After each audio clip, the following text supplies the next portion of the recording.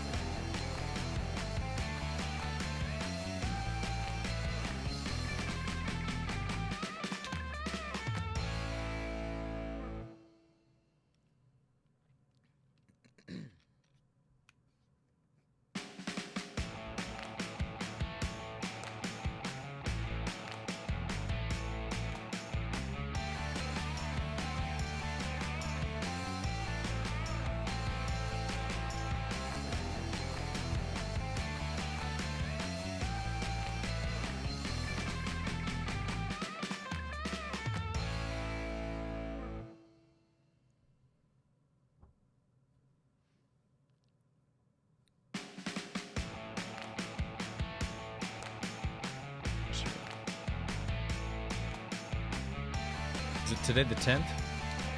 Oh, thank you.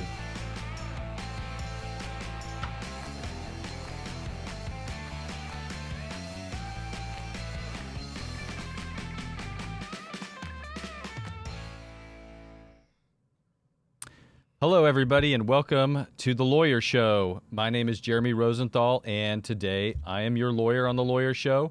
If you haven't watched with us, if this is your first time, The Lawyer Show is a show for lawyers, about lawyers, where lawyers can really just kind of, you get to see the water cooler talk and how interesting or uninteresting that may be. Lawyers are like anybody else, sort of. We don't have hearts. Other than that, our water cooler talk is very heartless, very shameless, and we want everybody to be able to experience some of that. Today on The Lawyer Show, we have with us Tess Armstrong. And Tess is a bail bondsman, and Tess is, being a bail bondsman gives you an extremely unique perspective on criminal law. Of course, I'm a criminal lawyer. Many of my guests on The Lawyer Show are not criminal lawyers, and we talk about things from patent law to complex litigation, personal injury, insurance, anything and everything under the sun. And today I'm kind of coming back home a little bit with criminal law, and Tess definitely has a unique take on it, and she's got some unique experience on it, and she deals with the same types of situations that we deal with, and in many instances, she deals with the same clients that we deal with. And so, and also, Tess is our biggest fan, and probably our only fan, which means that probably nobody's watching this because Tess is actually here today with us. But Tess Armstrong, introduce yourself to JP, Kathy, and the Crew Nation. Hi, I'm Tess Armstrong. I'm a local bail bondsman here in Collin County, and I have a little boutique office, I call it, in Allen. I'm not even in McKinney, where all the others are. I prefer to keep it small. I try to take care of my clients, so I'm in Allen. Only one in Allen. Call me anytime, 24/7. I'm always available. I don't sit in my office much. I just answer my phone around the clock. So I got into this business because my parents were bail bondsmen in California. So I grew up on the beach in Santa Barbara having a good time, but I had to watch the phone. We didn't have answering machines. We didn't have cell phones. We didn't even have a pager. That's crazy because you're like me. I'm 25. Right. We had answering machines growing up. Oh, you did? And I'm from California, too, yeah. Well. So I don't know if you knew that, but yes, yeah. I was a little north of you. Okay, yes, indeed. In Santa Barbara. Yes. So with my parents being in the business, I learned from them, and they cared about their clients, but not as much as I do. I really try to take care of my people. So that's just me in a nutshell right there. JP, Kathy, and the Crew Nation want to know how many people you've shot to bring back to the courts. Well, probably none, and if you did, Tess, you're the type that would shoot in the legs and the ankles and the feet because you're... No. I put on no, Facebook wrong. this... Wrong. I put on Facebook this morning that your heart is too big for your own good. Sometimes, yes, but I have gone out. We have to use bounty hunters for the most part to pick someone up, but we can go out and locate. Mm-hmm. And I had a situation once where I went out with another agent's bounty hunter, big, 6'10" or something, big black guy, even really scary. So okay, everything's fine. I'll go with them because we both had the same person on bond, and she'd missed court. So we go out to this house out in the country, in Dallas County, no less, and we knock on the door. Big Bubba comes out and says, "Get off my property, you're trespassing, we don't want you here." Well, I didn't see any signs, no trespassing, so I figure we're fine to be there. And, you know, I'm the bail agent, and your daughter didn't show up. We need to pick her up. So then he gets his shotgun, and he says, "Get off my property or I'm going to shoot your effing You're ass off effing, right you're now, bleeping. right now." Yeah, okay. Yep. So it's like, oh my God, I've never had this situation come up. What are we going to do? It's like, I'm scared to death, you know? And the bounty hunter runs off, and I'm just right there, and he's out by the street. I'm like, 911, we need help. We're about to be in a shootout here. Come quick. So they did. That ended successfully. But then, you know, a few weeks later, I get a call from the same bounty hunter. "Meet me up at this motel in downtown Plano." Same folks? Same person. Okay. So it's like, okay, show up. I meet the cops that are there, you know, because they have to take her into custody. And I said, "Well, where's so-and-so, the bounty hunter?" "Well, he's been detained." Oh, he had a warrant too. Oh no. He had Or did he breach the peace? He had in, traffic warrants. in his okay. Traffic warrants, and he was still drunk from the night before because this was New Year's Day. I see. So they released him to me, and yeah, I drove him to his car. Everything was fine. We did that one okay. But nowadays, I don't go out on those anymore. No. I've kind of given that up.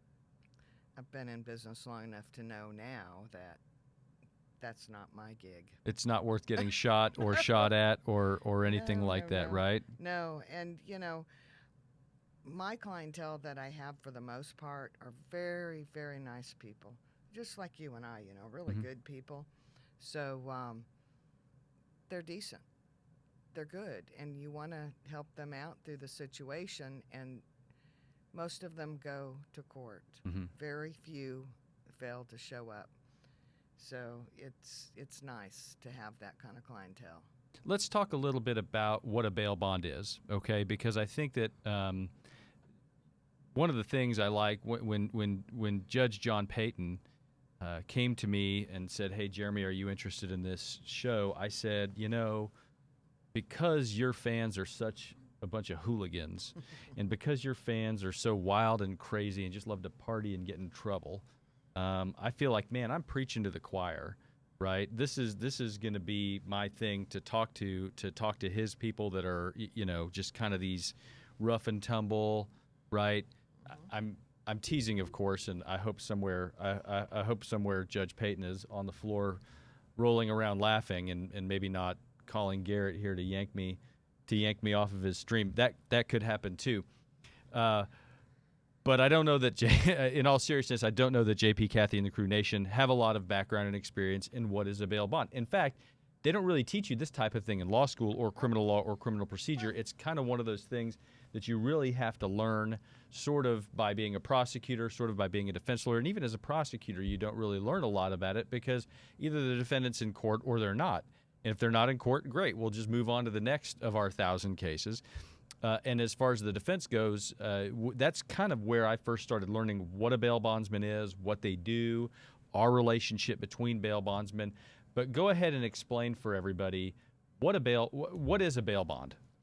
A bail bond is basically a piece of paper that's presented to the court. Either someone pays cash for their bail to get out of jail, or they use a bail bondsman, which is a surety bond that gets placed, and we ensure that that person will show up in court and make all appearances. If not, you know, we talked about a little while ago, we go out and find them and bring them to court. Mm-hmm. Yeah, the way I explain it to clients is is that because they always ask me, well, why do I have to go to jail? Why do I have to process in and out in certain instances? And arrests happen, and again, I'm sure that all of JP's people know this already, but arrests happen one of two ways, right? Typically, either one, it's on scene, right? The police officer sees somebody doing something illegal. It could be a DWI, possession of whatever. Shoplifting, theft, the police get called, they come out, they take the person right then and there. That's one type of arrest. That's what they call on view. Correct. Another type of arrest is where there's a detective investigating, and this is all under state law. We're not talking about federal stuff. That's a bit of a different ball game. But what happens is a detective may investigate, and then they may decide to issue a warrant at some point down the road if they think that there's been a crime committed. And clients of mine, sometimes they, well, Jeremy, why do I have to go to jail here? Why do I have to turn myself in? Or why did I have to get arrested? And the short answer is, if criminal court were voluntary, nobody would come. Right. Right? In civil court, if somebody's getting sued, or if I'm suing somebody else, I don't have to show up. Now, I also don't have to win, right? It probably looks bad if I'm not there, but the court's not going to have me arrested. The bond process is essential in the criminal cases because it guarantees you have a captive audience, literally, right? Right. They're going to go to court. Mm-hmm.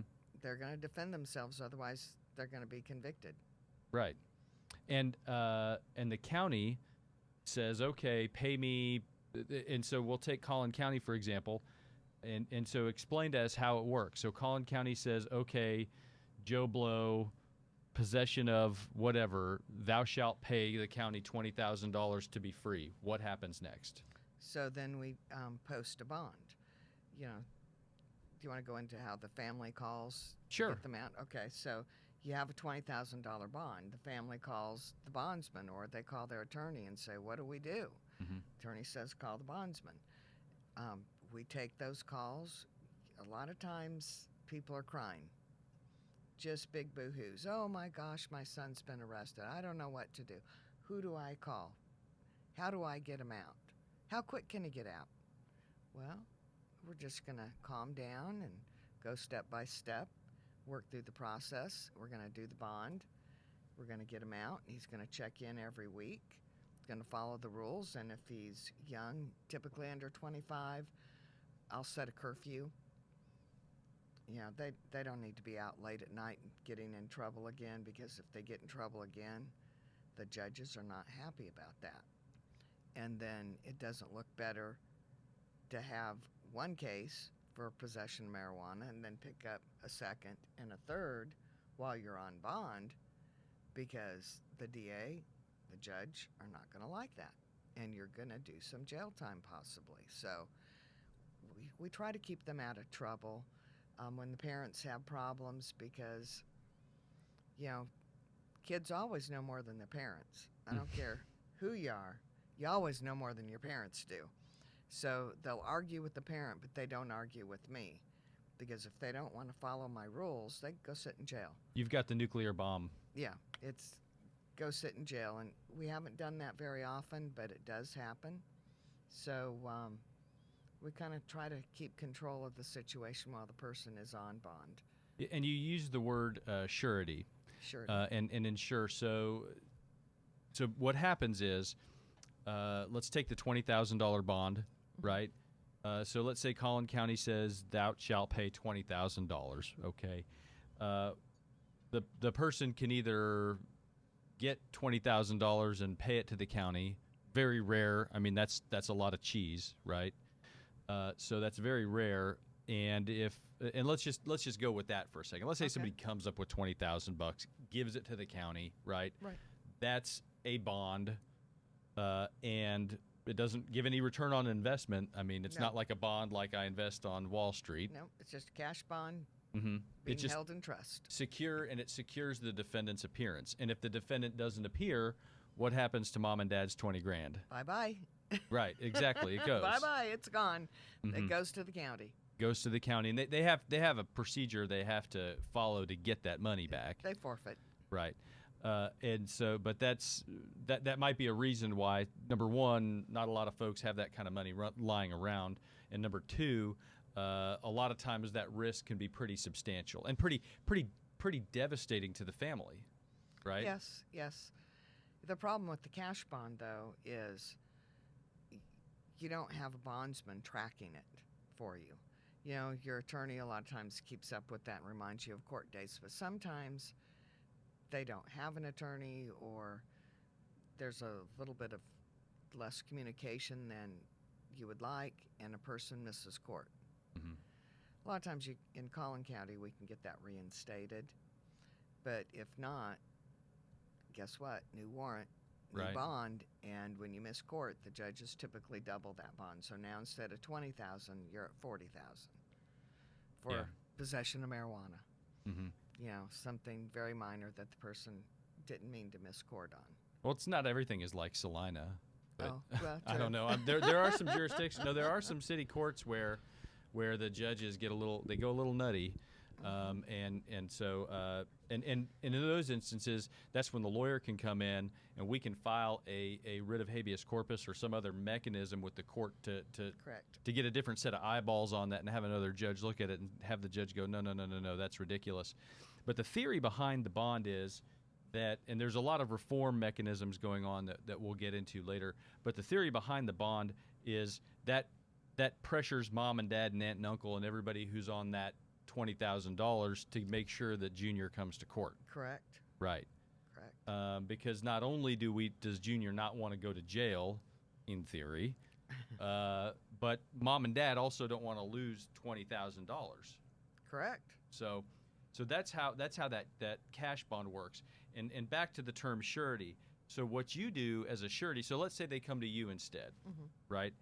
The surety, the way that works is that's basically it's like insurance, just like you said. You sign off with the county and say, and what Tess Armstrong is saying to Collin County is, I, Tess Armstrong, will pay Collin County $20,000 if this guy doesn't show up. Exactly. So talk about, because like any insurance company or any surety of you're underwriting it. Yes. Right? And if the guy says, well, I've only been bond forfeited 18 times before and I've got a summer home in Buenos Aires, talk about how about how you deal with that type of situation. When they've had previous bond forfeitures. Or if they're just high risk. I mean, how do you assess the risk factor? And you may be a bad example again because your oversized heart and your kindness to, I won't say to a fault, but I know a lot of bail bondsmen that they just don't want that risk. I look at each situation separately from others, and I want to know why they missed court if they've already had previous bond forfeitures. If I hear that, didn't have a car, my mom didn't call me and wake me up, then too bad, sit in jail. I have no sympathy for that. But if it's, a lot of times we have PR bonds or cash bonds, and they don't realize that they have court. They don't know how to look it up online. They don't have someone reminding them. So, okay, yeah, I can forgive that. And so I'll write the bond, but I talk to the parents. I typically have a family member co-sign. A lot of times I get calls from friends wanting to get their buddy out of jail. No, that doesn't work for me. I want a family member because friends are here today, gone tomorrow. So we want a family member, someone that's going to know where Johnny is and can dig him out from under the rock if necessary. I'll tell you a funny thing that I like to do. Okay. If I have a client who shows up really, really late to court with kind of messy hair, and he says, man, I'm sorry, I've been playing video games all night, I say, same thing, man, with me. And I don't think they feel too hot about their lawyer after that. And maybe it causes them to reflect on the different expectations they have of themselves and me. Then again, maybe they take it at face value and say, oh, what are you playing? Yeah. Anyway, That brings me to a good story I could tell. let's here. have it. That's what the Lawyer Show is about. You are watching I- the Lawyer Show on JP, Kathy, and the Crew Network. You can watch the Lawyer Show between 12 and 1 on every Thursday. You can watch JP, Kathy, and the Crew Monday, Wednesday, Friday, 7:30 to 9. And I don't know if I know that I make Garrett have a real tight-end shot because of my gut and the problems that I'm having. But there is a ton of Christmas cheer in the studio here today with JP, Kathy, and the Crew. Yeah, they're getting that. I don't know if you can see any of it with Tess over there on her end of it. There you go. Yeah, and Tess actually had to help us. They didn't update the calendar, not an Advent calendar, so we can't get too excited about it. But they got a Nutcracker. Man, we're set. We're set. We're jolly and happy. Or your story. Oh, yeah. Okay. Sorry. So we'll go to my story about appearance at court and how you look and how you should dress. And I always tell my clients, dress nice. A pair of regular pants, no holes. Nice shirt. That's fine. Oh, I got another one. So we'll go to this one first. It's fun. So I had this client who worked at night a lot and worked with a lot of gentlemen. And she shows up to court, and she's got a lot of drug charges. She shows up to court, and I go to court a lot with my clients, and she's wearing a sheer black blouse. You could see right through it. And I'm like, oh my God, what are we going to do? You can't go in the court like that. Well, what's wrong with it? You could see through it. So, give my jacket up. But that takes care of that. But, appearance is really important. You want to look good in front of the judge. So I had this one client who was going for a motion to suppress, which I love. I love motion to suppress. So the guy shows up wearing a pair of, black jean shorts and a T-shirt with some stuff written all over the front of it, kind of wild, kind of rough, long hair, but it was combed nice. Mm-hmm. His hair was well kept. He was clean. He was shaven, but his clothes. And I'm sitting there watching, thinking, oh, why would he show up to court like this? Well, so they won the motion to suppress that day. The lawyer was just absolutely great. And then I told the client, next time you come to court, make sure you wear some pants and a nice button-up shirt at least or something. And he looked at me and he said, ma'am, this is the best I have. And it broke my heart. It's like, okay, I need to have some extra clothes for people, because at that point I realized not everybody has a pair of long pants. Mm-hmm. Not everybody can afford to go out and buy new pants. So it was very sad for me. So the next time we got close to the court date, I asked him, do you have some clothes?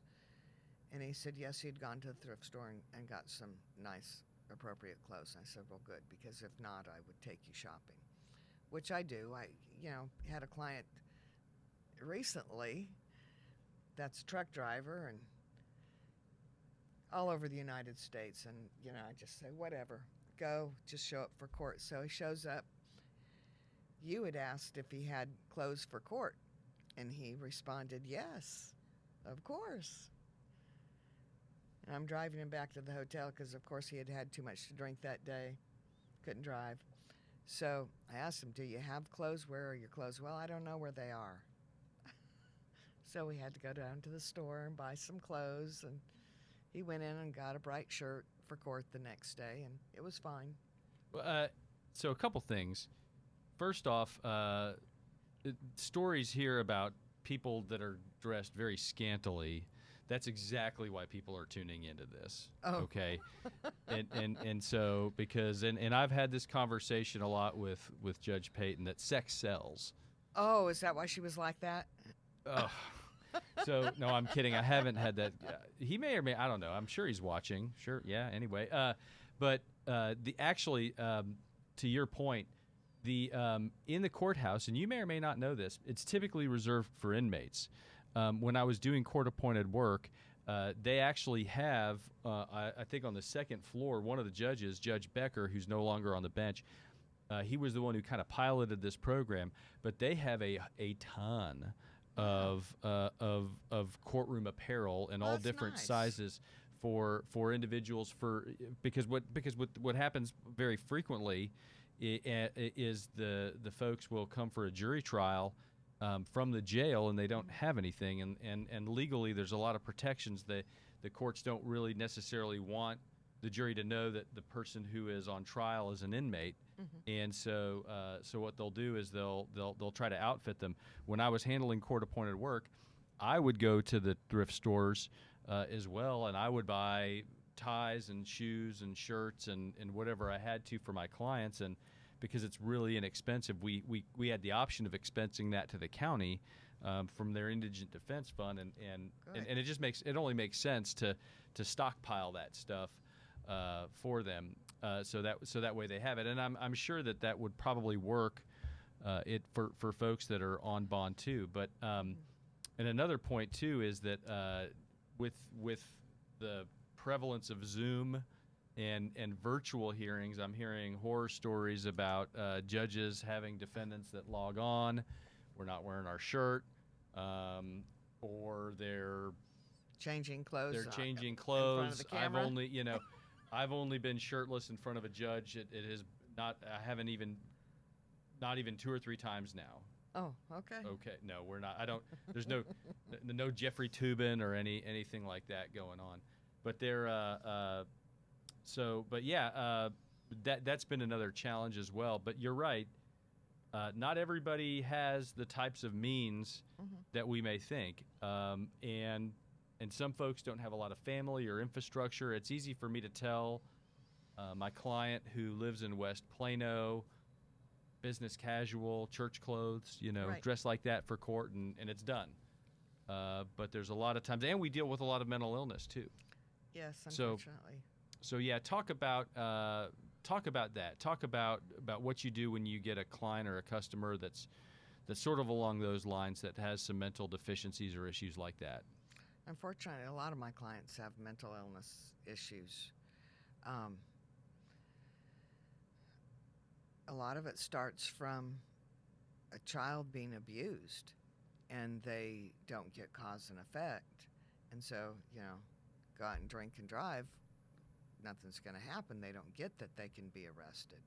So we see a lot of people in their 20s especially that keep getting in trouble, and I've gotten so I could just kind of spot them now. It's like, I understand you've had a trauma, and we'll kind of talk about that a little bit, and they get very comfortable, and so they trust me.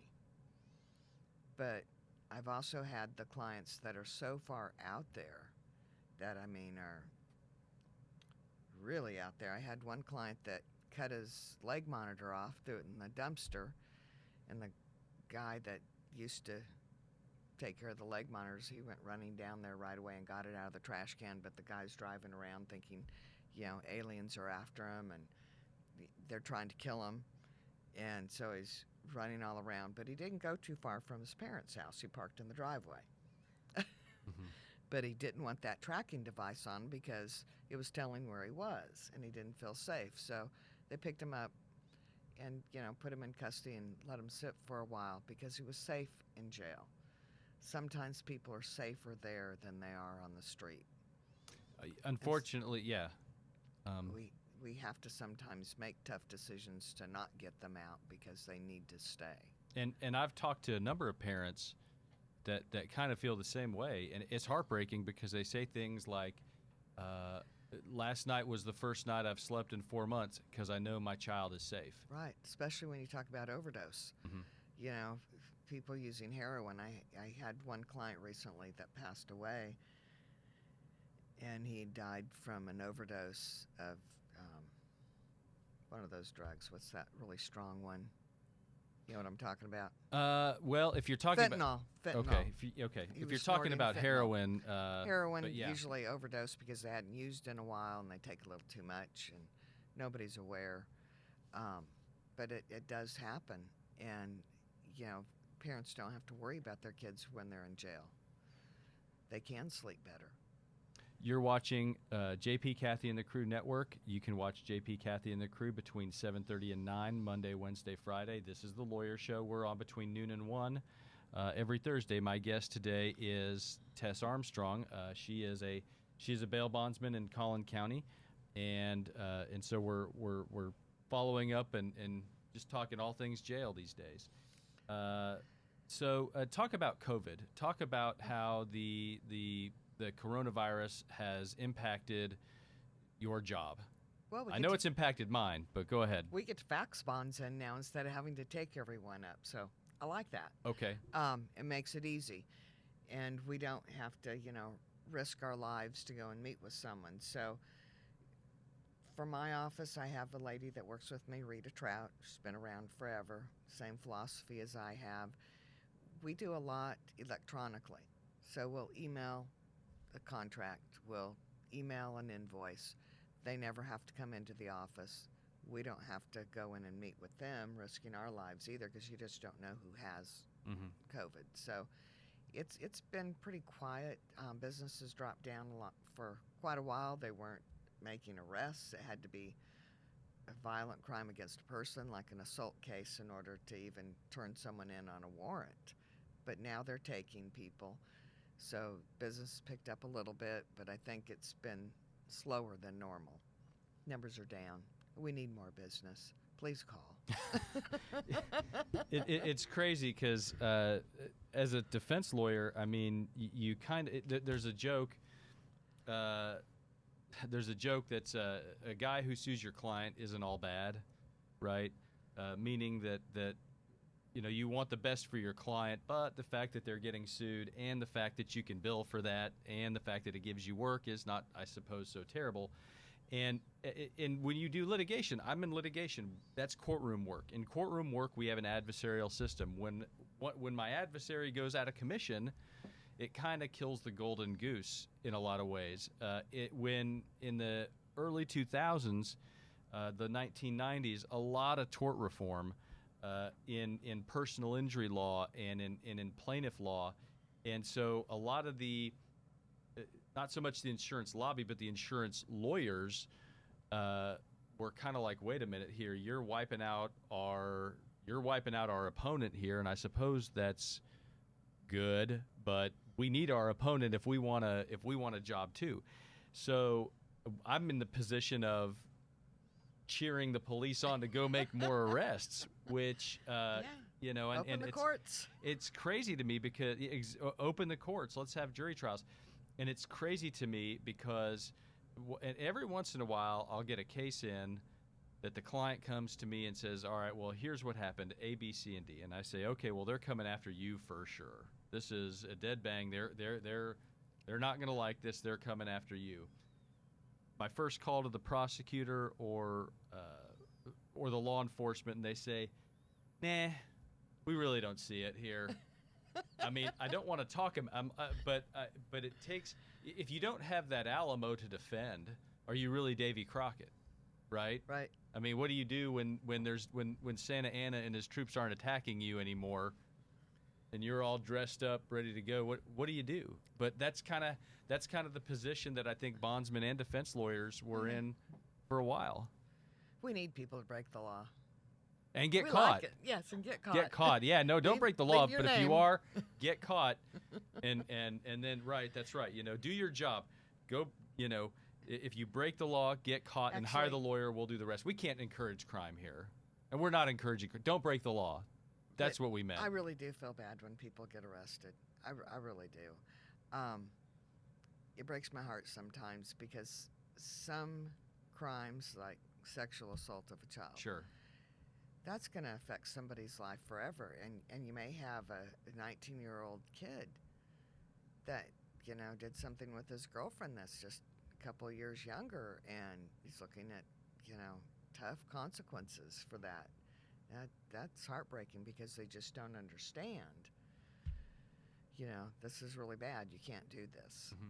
So, and in all sincerity, I mean, kind of what we do, and one thing that I don't think people understand about us, about defense lawyers, about bondsmen, is that we help people.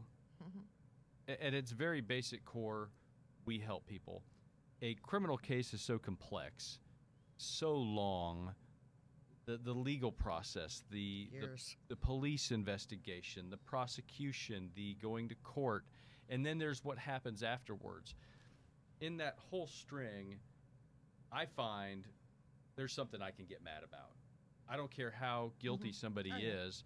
There's something that I can get mad about how they're being treated. Right. On the very real flip side, part of, I think, adequately representing somebody is understanding the damage and the harm that they've done. And it's not my job to make the client understand that, but it really helps. It really helps because in some position, lawyers, we sit there and we talk about how much of a tough guy we are and how many push-ups we can do and how all we do is go crazy in the courtroom and win and get outrageous, wonderful results. Right. But at some point, in a lot of my cases, we're begging for mercy. And I can't do that unless I have a client who gets it, who understands that the harm that they've done to another person. Right. So anyway, that's my miniature soapbox. Of course, we don't want people breaking the law. No. I mean, if they do and they hire us, they're still going to break the law even if you don't want them to. Well, and to you know, the lines in criminal law are always changing too. You know, I mean, there's I read and we keep hearing that they're going to make cars that can detect whether or not you have a blood alcohol concentration in the wheel. Yay! Or the car drives itself. Oh, that's good. And in those instances, so there's lawyers who are panicking. You know, oh my gosh, that's my cash cow. I do nothing but DWIs, and so that's my cash cow. But you know, it is where God closes a door, He opens a window, and there's going to be somebody somewhere who tries to manipulate those cars in a way that the law is going to have a problem with. I don't know what it's going to be, but I know that something like that's going to happen, which is a way to say that I think we're always going to have work. Yeah, not everyone could afford those new cars. Right. Especially with COVID. Right. So, yeah. Right. That's right. Yeah. A lot of people have lost their jobs after 20 years working for a company. You know, they're going out of business. Why do you go to court with your clients? Because I'll tell everybody that's not common, and that's something that you do, but that's not something that's very common at all. But my mother did that. Okay. My mother always went to court with her clients. So when I started up my company, I went to court with my clients. And I pretty much, in the beginning, went with everyone. You know, I was always there. I'd be running up and down the halls, you know, hi, you know, we'll go into this court and then we'll go upstairs and see another judge. And I do that because I want my clients, number one, to show up. I want them to be comfortable. I want them to understand what's going on. Sometimes the attorneys will explain things real fast because you're busy on open docket days in particular. So I explain to them, you know, what the attorney just said so they fully understand it. And it makes them feel comfortable to have somebody else listening for them. So I do that. I mean, people are so frightened. I've had clients that were suicidal because they've been arrested, just for an arrest. Anyone can be arrested at any time. Doesn't matter if you're guilty or not. All it takes is an accusation and somebody to hear that accusation and believe it and file a charge. So there are innocent people that are definitely arrested, and I want to be there. And because you're also, I mean, on one level you have a financial interest in making sure they come to court, but you're doing a lot more. I point to my license on the law, and it says attorney and counselor, and the fact is I don't know why it says counselor because I didn't go to counseling school. I went to law school. There's a big counseling component, and that's something that I find that you do a lot of, which is that counseling. You're not going to court I'm making sure that you check in with the bailiff so my money is protected. When I see you, you're there holding somebody's hands. Yeah, exactly. Or I'm doing a 1719 surrender principle and having them go into custody right then, and it was a trick, and you could hear them out in the hall yelling and screaming. I've never seen you. Tess, help! So okay, let's talk about It's it. happened. Okay, let's talk about let's talk about those affidavits, because sometimes what you can do to protect your own financial interest, what you can do is you can tell the court, I'm not vouching for this guy anymore. I'm done. I'm going to end up paying the county $50,000 that I don't want to pay the county, or $20,000 if we want to go back to that example. I don't want to pay the county that money. This guy has not returned my calls. He's not shown up. He's getting high, and I know it. So what you do is you file an affidavit with the county that says, I'm done. Right. Talk about how that works. There's two different affidavits. One is the 1716 when they're in custody. We can go off the bond. You're not supposed to be getting in trouble while you're on bond. It's one of my big rules. So, and if the family isn't able to bond them out, they could sit. Sometimes I let people sit for a little while to learn their lesson. Don't get in trouble. And then I could get them right back out if I want. But on a 1719, the affidavit to surrender of principal, I have to file that with the court. The judge has to sign off on it. I have to have a good reason. I can't just say I don't like the person. There has to be a reason, not checking in. And there are some offenses. bondsmen out there, I mean, there are bondsmen who are very quick on that trigger. Well, you write the bond, get rid of your liability. Take the money. That's what a lot of companies do. And they're pretty good business people. And, you know, they don't have the same heart that I do about my clients. I don't do that very often. I rarely do that. It's got to be pretty bad for me to do that. But we still have responsibility for that client until they're in custody. And I recently just did that with one guy. Was a real problem. He went on up to Oklahoma, living off the grid, and got picked up. And there was a mix-up between our county and that county in Oklahoma. They ended up releasing him. I had to hire bounty hunters. They were going out to the property here in the county looking for him out in the country. Excuse me. And it took a long time, you know, to kind of get this guy squared away a little bit, but there was a little shootout. Oh, dear. So then the sheriff's department sends out helicopters and squad cars, but by the time they could reach that location, you know, he's gone. So he did get picked up recently in Oklahoma again, and they extradited him, and I'm off those bonds. Mm-hmm. Family's safe, because he definitely had some mental issues. Yeah. So he's safe in jail. The family is glad that he's there, but, you know, things like that flare up. Texas is a rare state, and to stay on this point and to transition just a little bit, Texas is a state that actually allows attorneys to be sureties as well. Yes. Which is a very controversial topic, and the reason why is this, okay? Because early in my career, I did it a few times, and I kind of decided it wasn't for me. The reason being is because the way it works is, and 98% of it is just fine. The problem that I had, specifically in a case, is that if I have a client who's not showing up, then what happens is I have to either decide between my own financial interest or to send my client to jail. And so to me, you can get put in the situation of, do you want your own client to go to jail? Which is, I don't think a situation a lawyer who's defending somebody ever needs to be in. And in the case that this happened to me, the judge actually gave me the option to go off the bond. I had the choice of going off the bond or eating it, financially eating the loss. Mm-hmm. And I ate the loss. I said, I'm not triggering a warrant for my own client. They deserve it. But that's not, this is the decision. This is conflict. For me, this was the idiot tax that I paid in this situation. And so, and that's been a long, long time ago. And so, even though Texas allows it, it can really at some point become an ethical issue. I wanted to also talk along the lines of mental health bonds and PR bonds, And so PR bonds being personal recognizance bonds, and a mental health bond is essentially where the county is releasing somebody when they have to do conditions. Has that taken a bite out of your misdemeanor work or some of your other cases? For a while, it took a huge bite. Okay.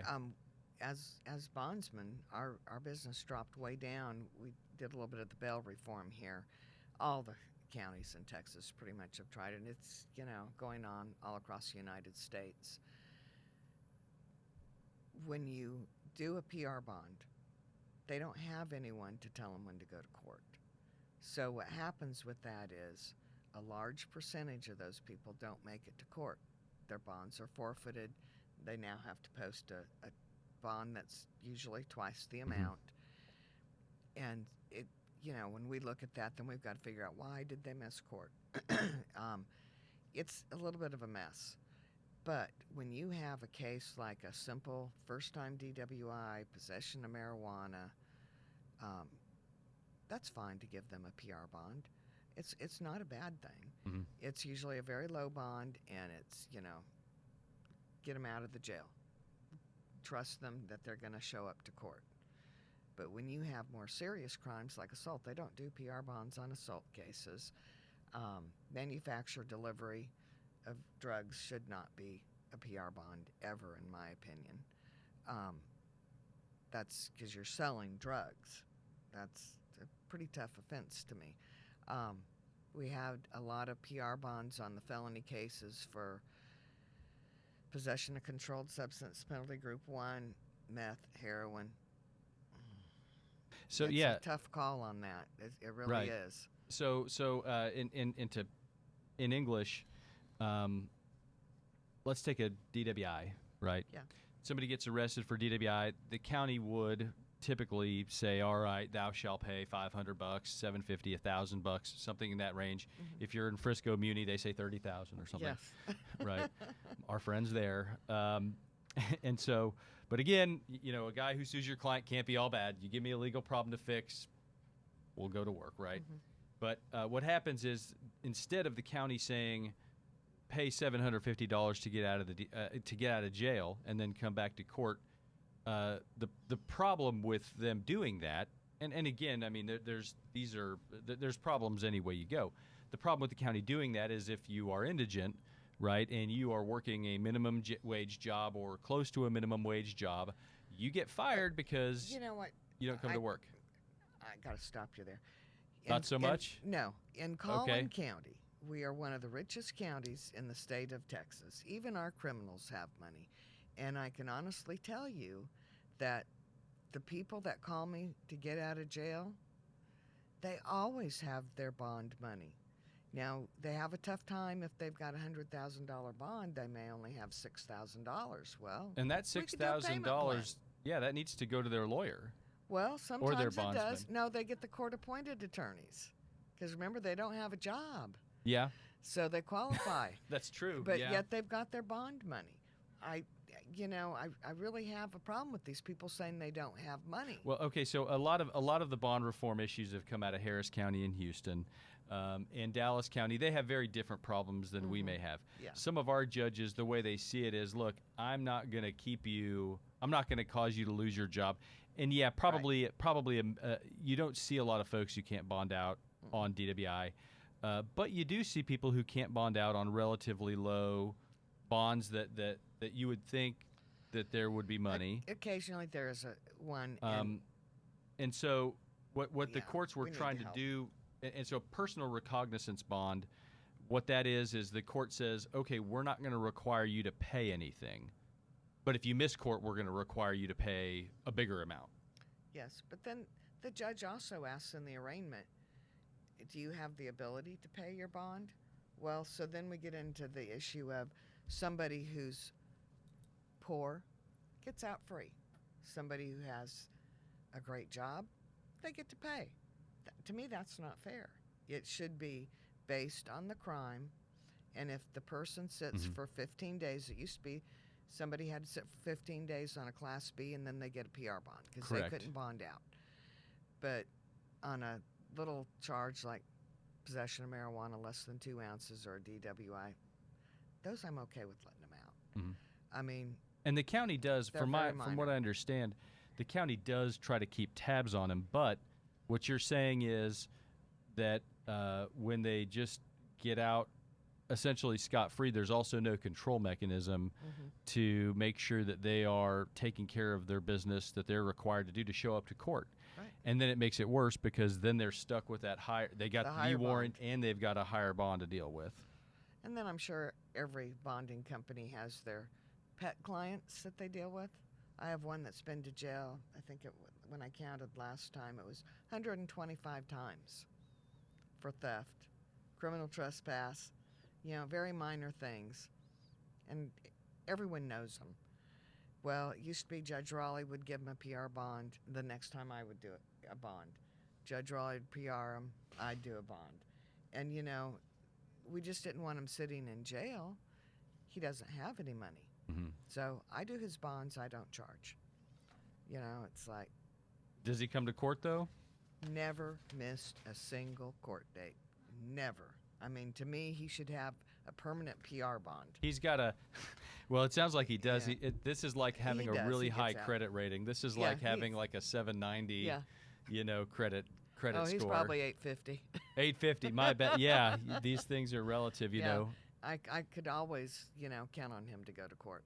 Always. But the family doesn't have money. But, it's like we did he got in trouble, and I told him, don't get in trouble again. Well, he got arrested. And Rita filed a 1716 because I told his mom I'm going to let him sit for a week, and I'll rewrite a bond. Okay, so she goes and files it, and the district clerk calls up and says, oh, well, you're not going to go off of his bond, are you? It's like, well, yeah, but it's only for a week, okay?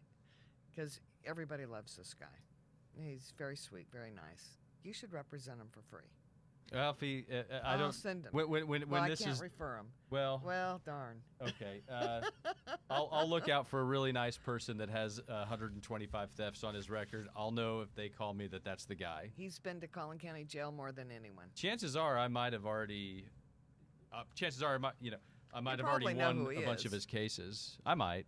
Well, you can tell me afterwards. And okay, so you're listening to JP, Kathy, and the Crew Network. You can see them between 7:30 and 9, Monday, Wednesday, Friday. This is the Lawyer Show.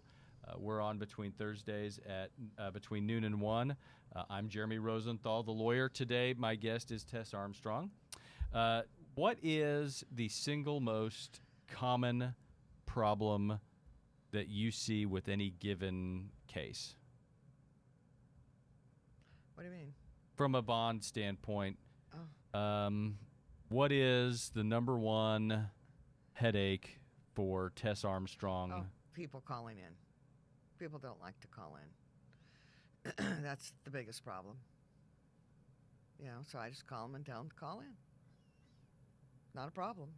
I really don't have problems with my clients. I have perfect clients. It's very rare that I have an issue.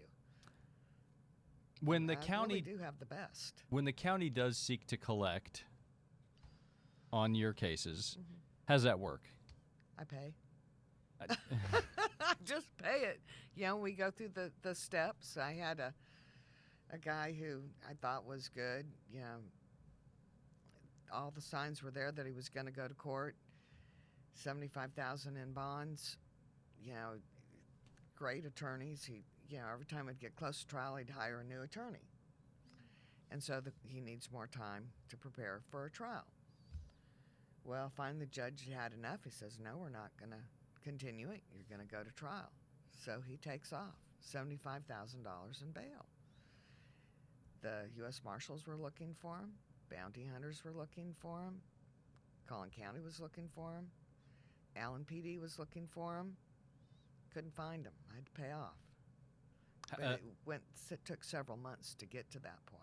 Can I ask you, what's the most you've ever been liable to the county for a bond?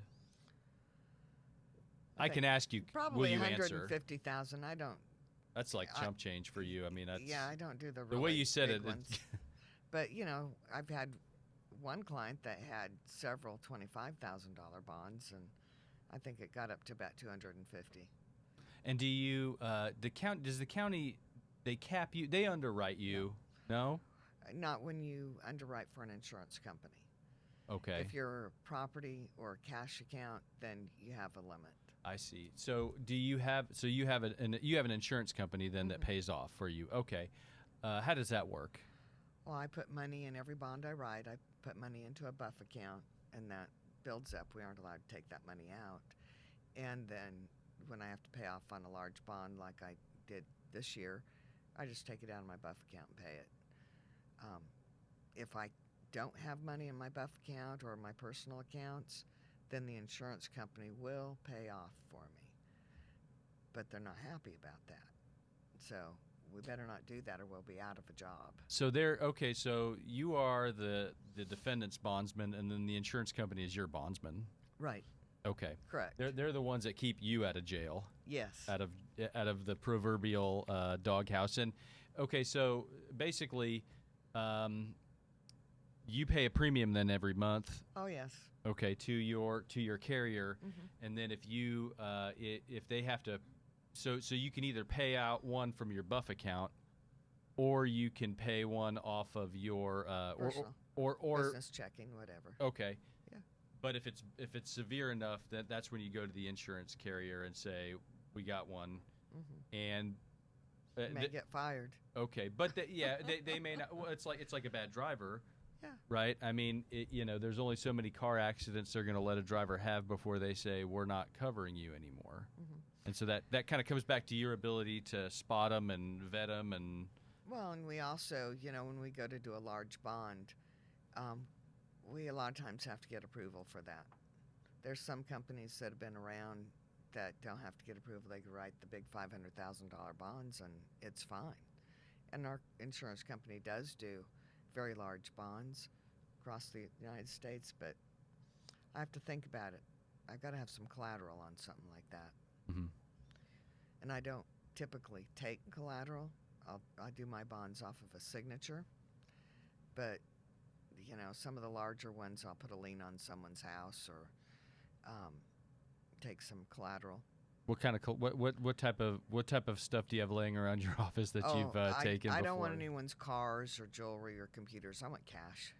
Oh, that's the best collateral. Cash collateral is the best. That's the best collateral. And the money's held in trust. Okay, so you put it in an escrow account of some kind, and okay, so there's no that's grandma's prized. Yeah. Whatever. Sometimes you have a big drug dealer. And a good drug dealer has a lot of money, maybe in a brown bag, but they got a lot of money. Careful. So we don't get a lot of people watching, but I don't want anybody watching to come and visit you. No. Look for brown bags of collateral.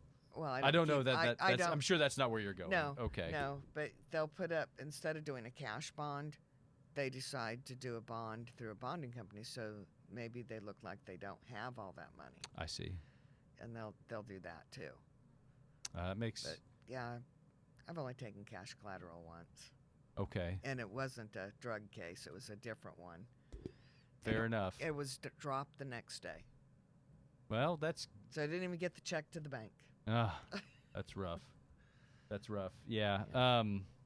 So okay, so we have about 3 minutes left. Okay. And this show today is all about you. It's all about Tess. It's today is the Tess Armstrong show. Okay. I don't know that you gave your phone number at the beginning. Well, let's go with 214-383-0525 or my cell, which I give out, 972-742-3372. 24/7. Do you have the opposite problem of people who call you too much? Surely you do. I mean the same client. Oh, we have repeat business, and it's really good if you have a relationship set up with the bondsman. It's easier to get out of jail the next time. And I guess what I kind of mean by that is we get calls at our office. 9 a.m. they call, has my case changed? 9:30 they call, has my case changed? No. 9:45 they call, Jeremy, am I going to go to prison for the rest of my life? The answer hasn't changed since 9:30. Do you get that? Not, not so much. I try to give good answers and upfront, honest answers, but I do have one guy sitting in Dallas County Jail right now. I bonded him out of Collin County, and he got transferred down there. Deferred probation, has been sitting there for a month with no bond. He calls every day. Anything happening on my case? No. I'm very upset about that one. And he's paying $18 a minute for whatever kind of abusive phones I'd there. like him out of jail. And you probably don't deal many. You almost certainly have to deal with family members of the people in jail, because the people in jail are. I don't want to say they're jail useless calls. to you, but I take their calls. you do. And I like to talk to them because I find out a little bit about their personality. Mm-hmm. And we listen real intently. And, yeah, I deal a lot with the family. So, yeah, I deal with them all. Okay. I love my clients. Because the families are the ones that's where the checkbook typically comes out. That's the money. And security. And the security. And the friends, not so much as from what you've been saying, because the friends will skedaddle. Yeah, they all get high together and hang out, and irresponsible sofa surf. A lot of times. But sometimes we do have a friend that co-signs. Yeah. I mean, sometimes I've seen this too, because there are friends and there are friends, right? And sometimes you'll have somebody who is clearly just from a different sphere than that person, and they could be a church friend, they could be a friend of a friend, and it's like, okay, so you're a board certified psychiatrist and have a practice in wherever. How do you know this guy again? Okay, well, whatever, I can buy that. But you seem pretty responsible. I mean, so you get that dynamic too a little bit? Oh, yes, we do. We do. And I can work with that. Staying in or traveling, or staying in for Christmas, or spending it. What's the longest you've ever spent at the jail working on a case? Oh, hours. 5 hours, 10 hours. Oh, I know it's higher than that. I've been there for 8 hours before, just at the jail, waiting to get a bond posted. Yeah, communicating with the other jails. Yeah, I've been there. And I spent a lot of time in the hallway. Yeah, there's a really long hallway. JP, Kathy, and the Crew Nation are very familiar with the long hallway that goes down to the bond desk, I'm sure. But you've spent some good. And how much has it improved your life since they got Wi-Fi in there? What? They have Wi-Fi. No. The county has Really? Wi-Fi. Yes. You're kidding me. No. We get phone reception down there now? There's Wi-Fi in that hallway. Okay. Well, Yeah. some people get it with certain carriers, but I haven't gotten it yet. I think it's the county's I'm thing. gonna run down Now they there get to today. read everything that you do. Oh, really? I'm sure of it. Well, I don't do anything bad. They could read. Well, it's the principle. It's the principle. Okay, they're kicking us out here. So, thank you for watching this episode of The Lawyer Show. My guest today has been Tess Armstrong. This has certainly been entertaining for me. I hope it's been entertaining for you, and we will see you soon. Thank you.